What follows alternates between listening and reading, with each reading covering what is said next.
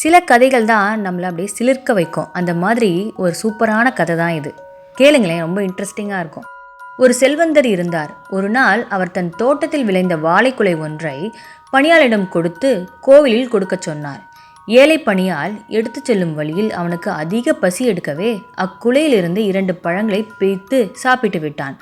மீதி பழங்களை கோவிலில் கொடுத்தான். அன்றிரவு செல்வந்தர் ஒரு கனவு கண்டார். கனவில் இறைவன் வந்து, நீ எனக்கு கொடுத்த 2 பழங்களை நான் சாப்பிட்டேன், ருசியாக இருந்தது என்றான். செல்வந்தனுக்கு மிக கோபம் வந்தது. ஒரு குலைப்பழம் கொடுத்திருக்க 2 மட்டுமே இறைவனுக்கு போய் சேர்ந்திருக்கிறதே, மீதி என்னவாயிற்று என கோபப்பட்டான்.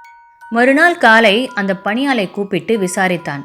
அவன் 2 பழங்களை பசியினால் தான் சாப்பிட்டதை ஒப்புக்கொண்டு மீதி குலையை கோவிலில் கொடுத்து விட்டதை சொன்னான். செல்வந்தனுக்கு புரிந்தது, அந்த ஏழை சாப்பிட்ட பழம் மட்டுமே இறைவனை சென்று அடைந்திருக்கிறது என்று. இந்த கதை எப்படி இருந்துச்சு? உங்களுக்கு பிடிச்சிருந்துச்சா?